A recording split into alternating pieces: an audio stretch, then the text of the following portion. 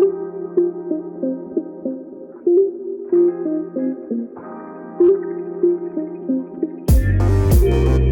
is up, and welcome to Bruin Bible, episode 16.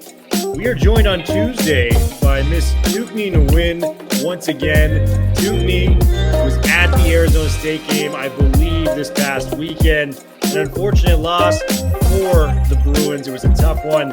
42-23, they went down to the Sun Devils. Back-to-back home losses. Thuc Nhi, describe to me, kind of the feeling inside the Rose Bowl. And ultimately, what was going wrong for the Bruins on Saturday night? Well, the last time we talked, it was after they beat LSU. So I would say this loss was like a 180 from that win in terms of excitement around the program now. Like you mentioned, UCLA's lost twice at home to Fresno State and Arizona State.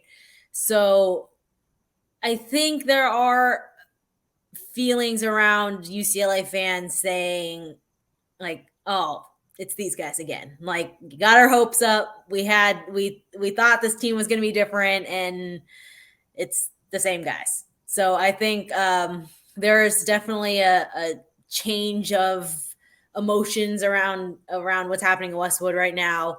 And for the Arizona State game specifically, I mean, they had some really poor defensive gaffes that just led to these huge plays that really killed them.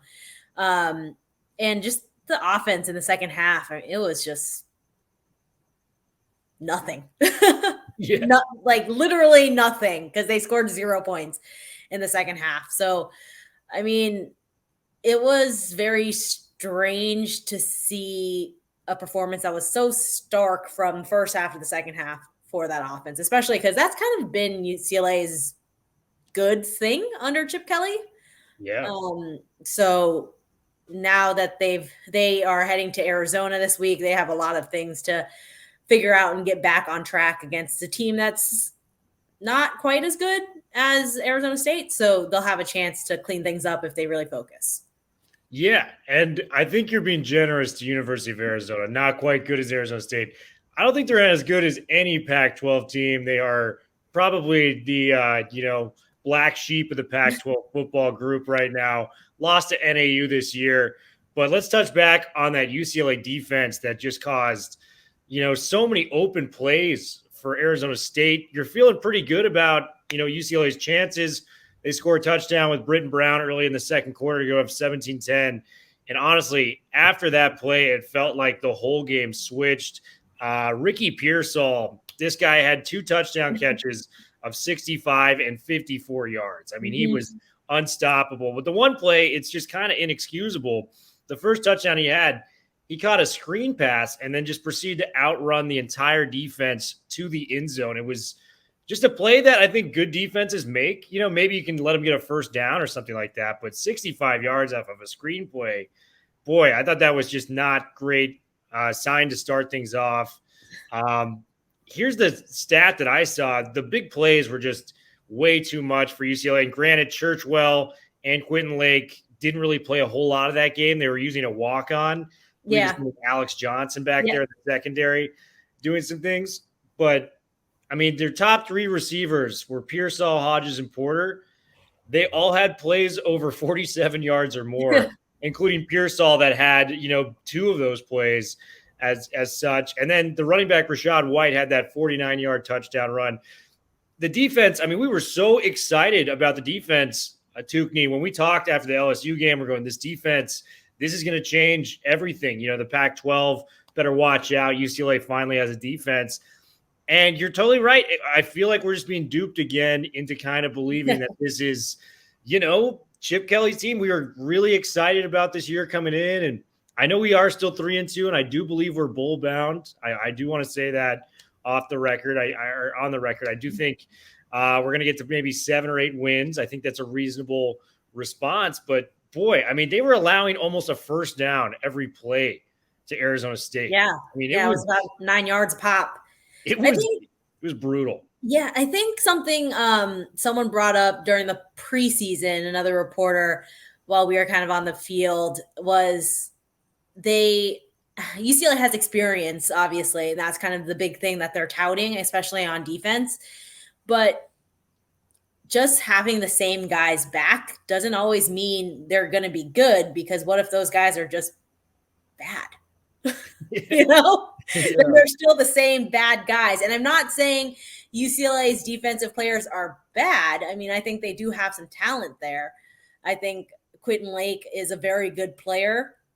I think the linebacker additions, Jordan Genmark-Heath and Ali Cajo, were really good. I think Caleb Johnson as a linebacker is a really good addition. I think Mitchell Agude is a very good kind of, he just makes plays in the backfield. So I think they have good pieces, but the more you look at a team and say, we're going to wait for them to get better and wait for them to get better, and they still don't get better, maybe they're like, they've reached their better point, maybe that's it for them.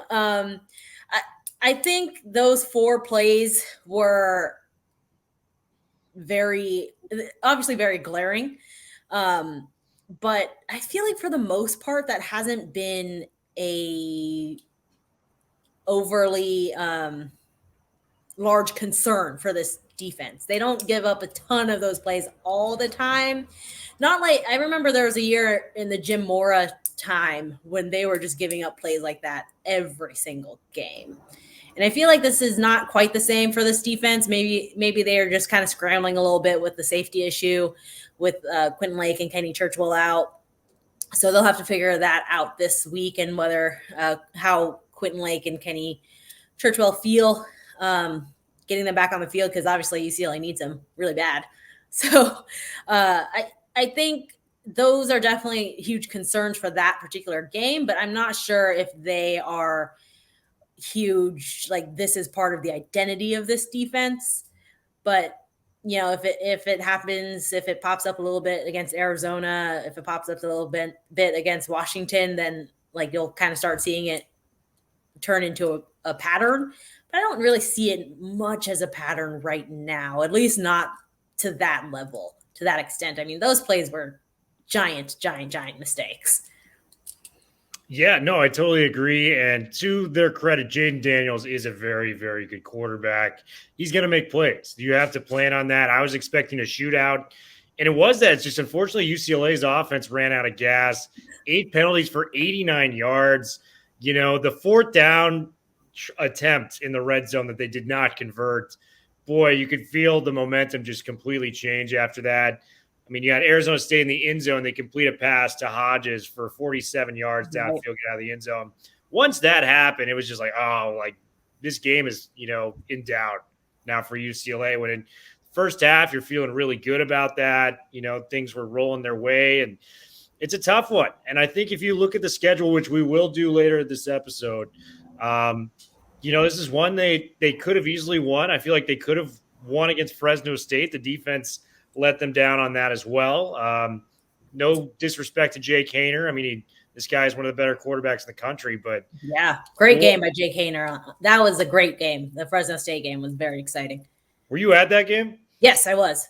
Oh, my gosh. Yeah, I was watching that. I actually do production for the Pac-12 studio, so we're all watching that game. Haener couldn't even walk and led them down like a 75-yard touchdown drive. I mean, it was just something out of a movie almost. I think Disney needs to get the right for the Jake Haener movie on that play. But boy, being a UW alum, seeing Jake Haener, who transferred from UW to Fresno State, I was like, really?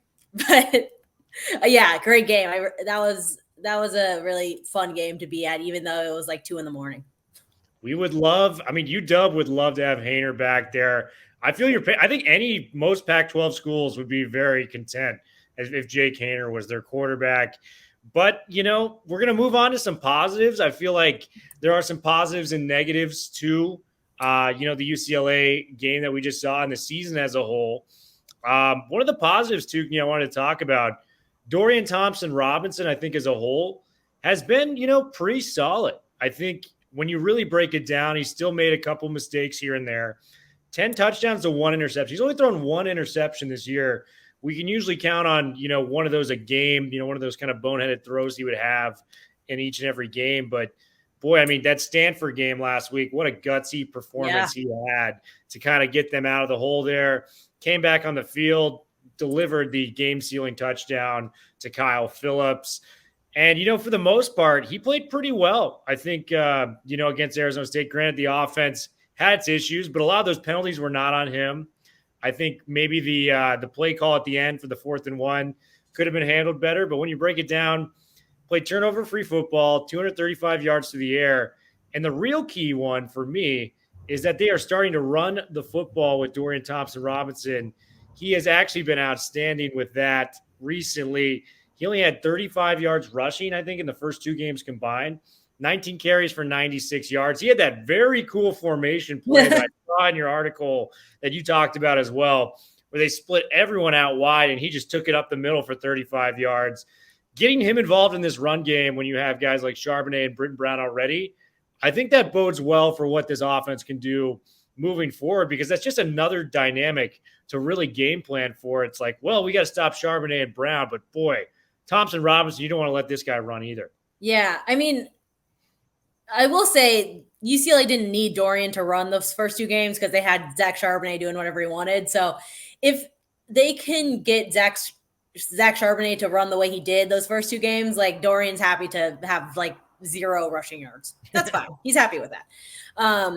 But Dorian has been really solid this season so far. A few little mistakes, but obviously not as glaring as in previous years, throwing interceptions and stuff. He did have that one fumble where it just like fell out of his hand.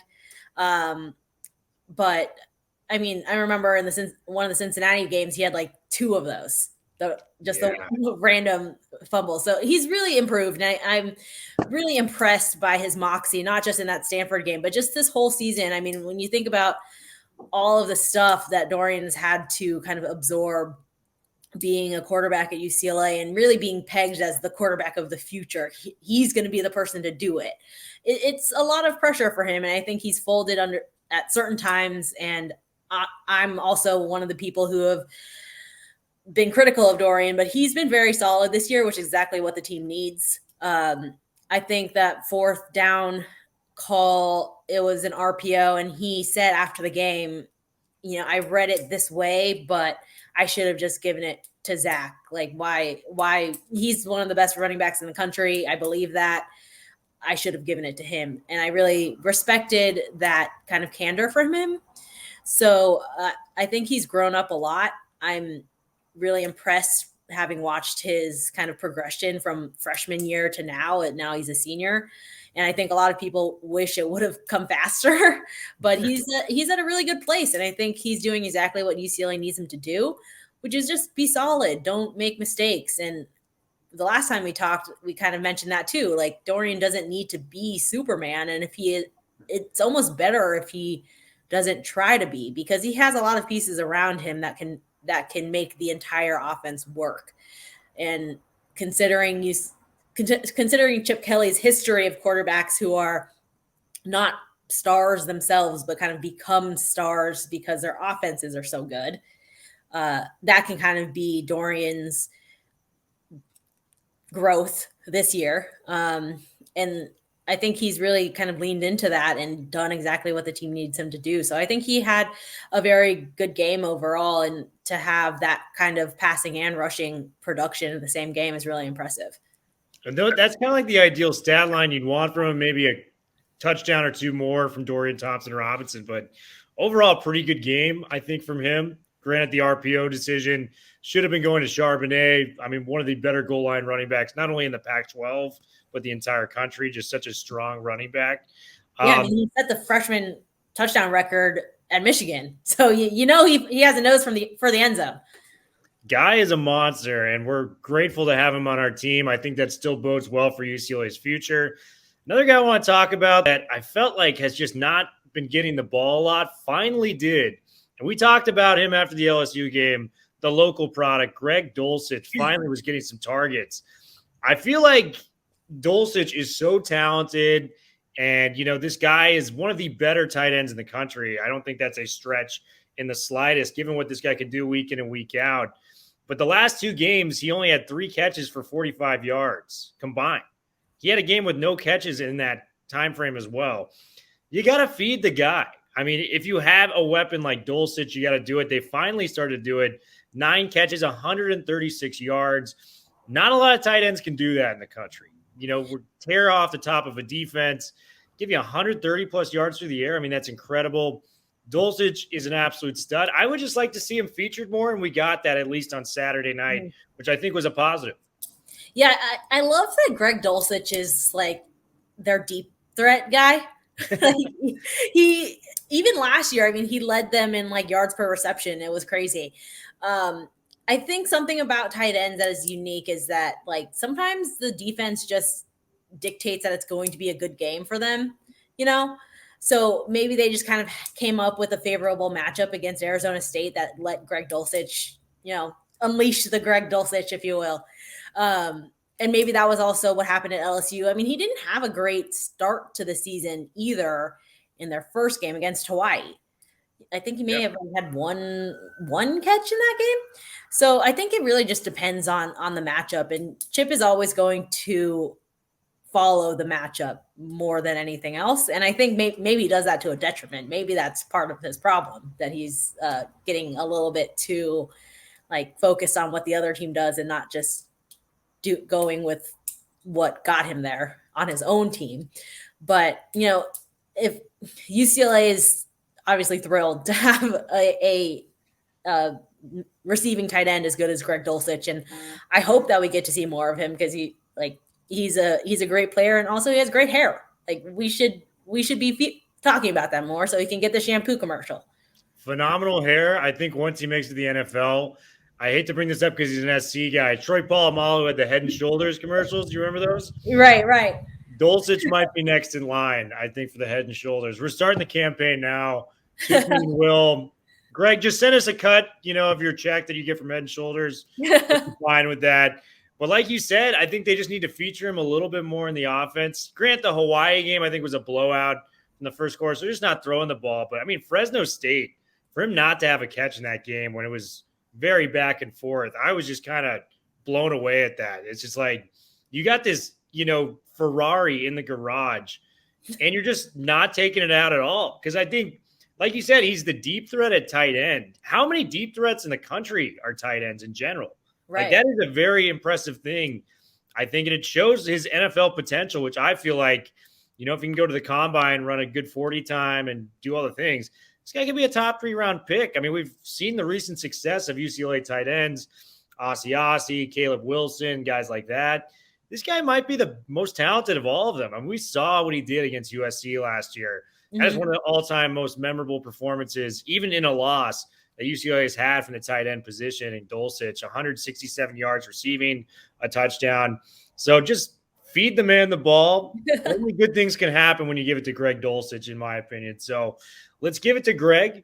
Another guy I really want to pivot to, and I think a guy that's finally starting to get some love, not only in Westwood, but I think around the Pac-12. And I think this will probably be the first time he does make an all Pac-12 team. Kyle Phillips has been outstanding for UCLA, and he's led the team in catches the last 2 years. He's probably going to lead it again this year. And, he's never really been talked about, a little bit outside of UCLA fan bases.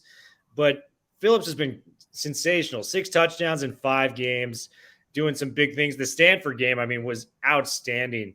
That long 75-yard touchdown he had when it felt like the game may have been out of reach, lined up in the slot in the red zone against Arizona State, absolutely shook his defender on a nice move in the red zone. Kyle Phillips, we got to give the man his due. 6 touchdowns in 5 games is not easy. And he returns punts too. Yeah, I know. He's been insane. Kyle Phillips is a guy we got to talk more about. Thuc Nhi, give me your thoughts on Mr. Phillips. Yeah, I mean, Kyle Phillips is kind of sneaky good. He's kind of unassuming. He's not super tall. He's a very tactical route runner. And I think like Demetric Felton may have been tweeting at him over the week saying, like, complimenting how sharp his routes looked. And like, that's super inside baseball, inside football. Like, average people aren't going to be fawning over that, but that's really what separates you, especially if you're a guy like Kyle Phillips, who's not overly tall, who's not super duper fast. he needs to be, he's a great tactician, and I feel like UCLA has always thought that about him. I remember on his signing day, that was one of the things that Chip mentioned. Kyle Phillips is a great route runner, and even as a high school student, he showed that capability and attention to detail.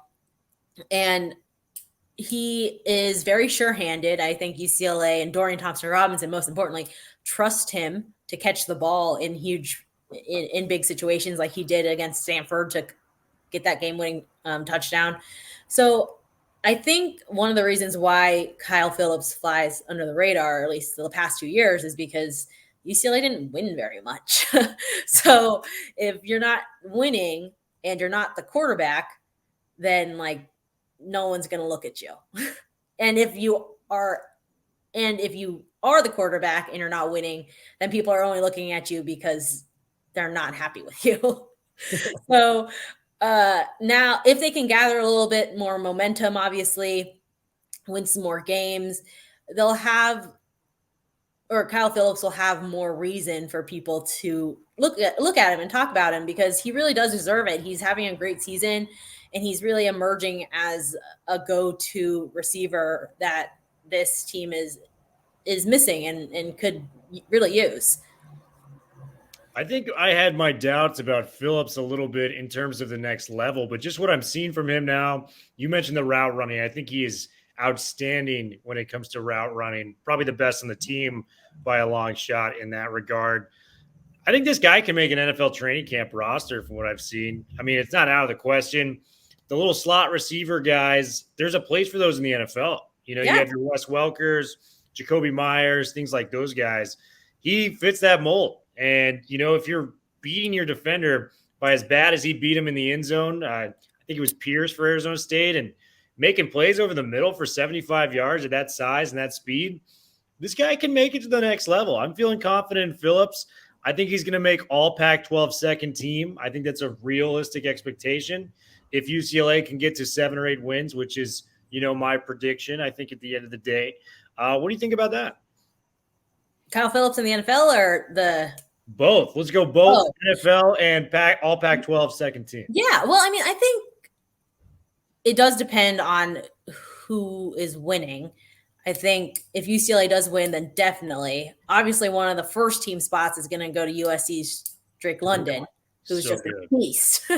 But yeah, I mean, considering the way the Pac-12 is kind of shaking out, it's just kind of a toss-up, We'll have to see how it goes in the records. But I think in the NFL, if he finds the right fit, you can play in the NFL for a decade. It's all about the right fit when it comes to the NFL, and especially if you have if someone like him, his stature, his skill set, it's not like he'll fit everywhere, but he doesn't need to fit everywhere. He just needs that one team that does fit, So I think, especially with the way the NFL is kind of progressing in its offenses, they're faster, they're more spread out. That seems perfect for a guy like Kyle Phillips. Kyle Phillips, the fit is all he needs. And for UCLA fans out there, I'm still a Rosen believer. I feel like he hasn't gotten the right fit. I would like to see him go to a team that believes in him and invests in him. That has not been the case just yet. But Thuc Nhi, let's go through the remaining schedule, and I want to do kind of a prediction thing. This will be the last thing we do today before we get on to University of Arizona on Saturday. They have 7 remaining games left, and they're 3-2 right now. Let's kind of go through a game-by-game prediction on if you think they can win or not.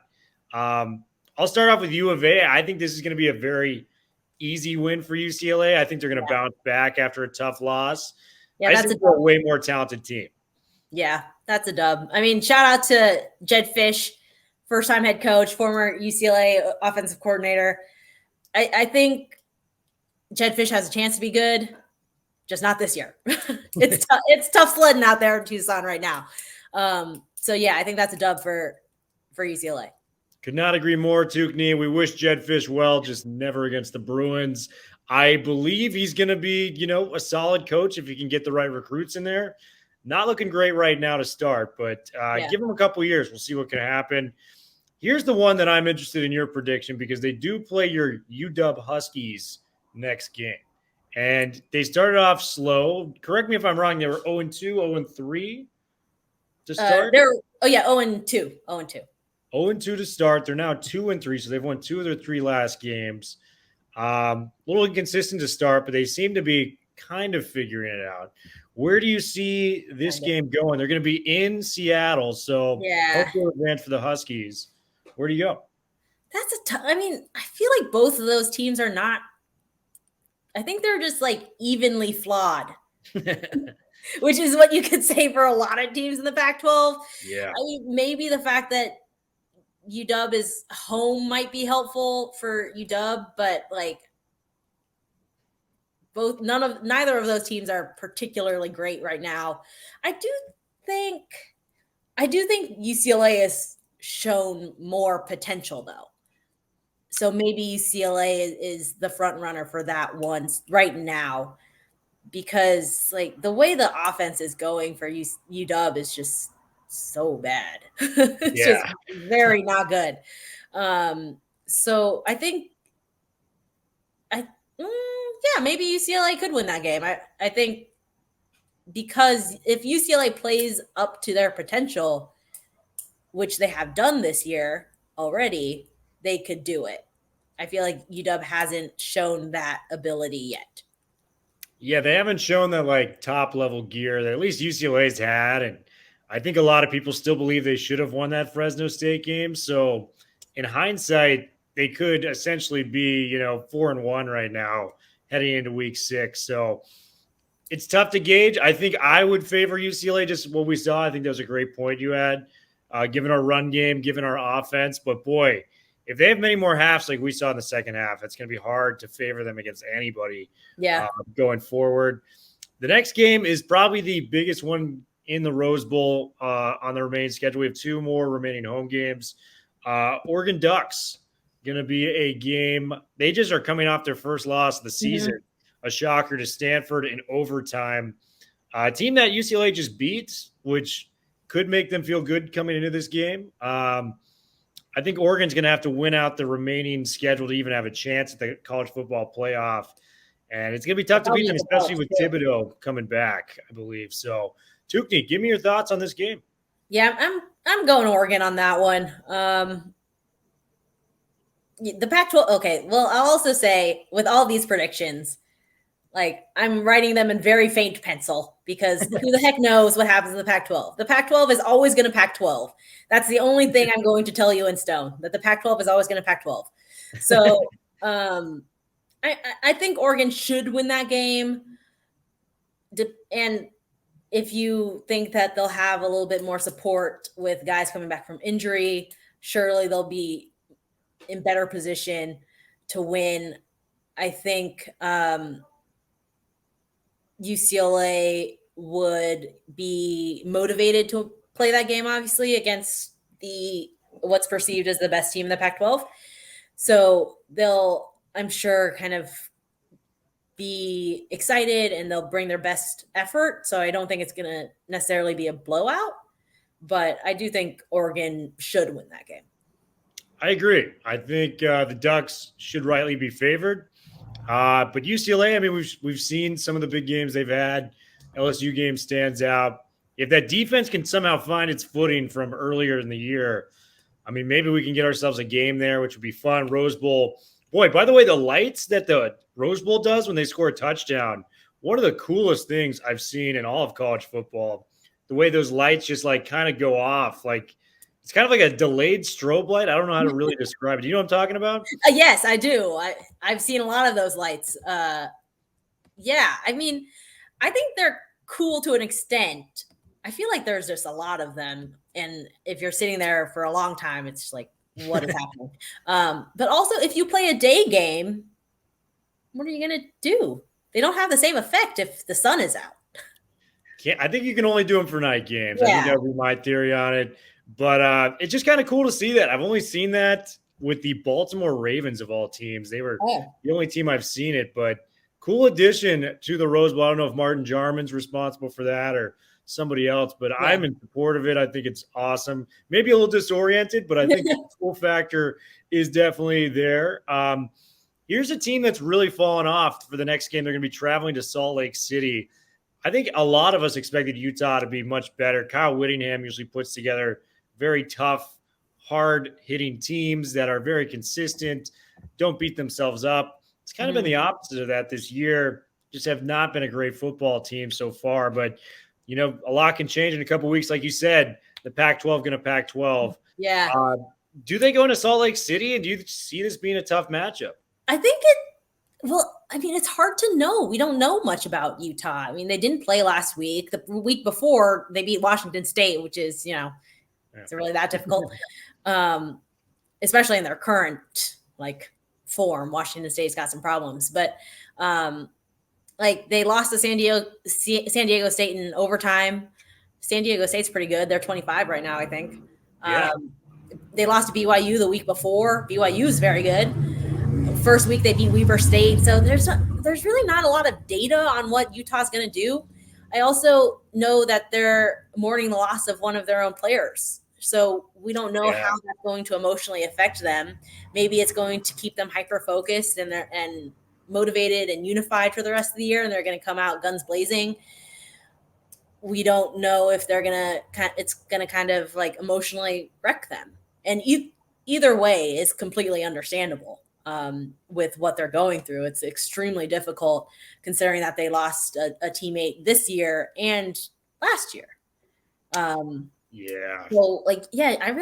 I don't know what to make of Utah. And so I can't really say what's going to happen in that game. Yeah, our thoughts and prayers with the family of Aaron Lowe, too. That was such just a terrible story to wake up to after a day of college. I believe it happened on a Sunday after college football. So it was just an after game incident. Something happened and transpired. Just terrible to hear about. I think that game is going to be a little tougher than expected. I think this bye week could really benefit Utah if they're able to kind of get back into Whittingham's ways. Not a guy that loses a lot. So I think it's fair to say that he can get that program back on track. I mean, hell, Stanford started off the year looking awful, and now they might be the favorites to win the Pac-12 North if they win out because they have that advantage over Oregon now. So isn't that classic Stanford though? They start poorly and you're like, oh, this is going to be the year that they suck. But nope, it never is. Never is. David Shaw, man, that guy is a hell of a coach. He always figures it out. But boy, if he can clear up those slow starts, they might be top 10 or something like that. It's crazy to think about. Next game I got for you is Colorado. Maybe outside of Arizona, the worst offense in the Pac-12. USC beat the brakes off them last week, and USC is going through it right now. Mm-hmm. I feel very confident in that game. I think that is a dub for UCLA. What do you think, Thuc Nhi? Yep. Yeah, I think so too. And they're at home at the Rose Bowl. It should be an easy win for UCLA. The next game I got for you is the big crosstown showdown between SC. It is at the Coliseum. So you will be traveling there. I'm actually going to be trying to go down to that game. So hopefully I'm able to see you up in the press box and say hello. But with SC, this game, I think, let's say if Chip Kelly drops one of those games we think he can win, let's say he loses to Washington, Oregon, or Utah maybe as well, and they go in there and they lose to USC in maybe an embarrassing factor. I think that would be a deciding factor if UCLA is going to move on from Chip Kelly or not. If we really fall apart and UCLA gets blown out against SC, I think we could really start to hear is Chip out of Westwood at that point. I don't know if it'll come to that. I think UCLA has a very good team. I know SC is going through it right now, but give me your thoughts. Do you think if they kind of struggle down the line, do you think Chip is seriously on the hot seat? I mean, he's 13-23 as a head coach for UCLA. Yeah, of course. I mean, it's definitely something Martin Jarmond is considering. I mean, this was going to be the year for Chip. He has all of his players. He has a ton of transfers. We've been waiting for this is year 4, or people have been waiting for the bamboo to grow after 4 years. And if it's not growing, then it's not happening, Yeah. And I think maybe last year was kind of a mulligan situation just because the COVID pandemic, all this crazy stuff. So if he can't do it this year, then when is he going to do it? So if it does come to that, if they completely tank for the rest of the year, then that's something that Martin Germon is going to have to evaluate. But I mean, if you look at the SC game, sometimes SC has like an overwhelming talent advantage. I don't think it's as overwhelming as it has been in recent years. And so when I was walking out of the Rose Bowl on Saturday, it was like 1 a.m.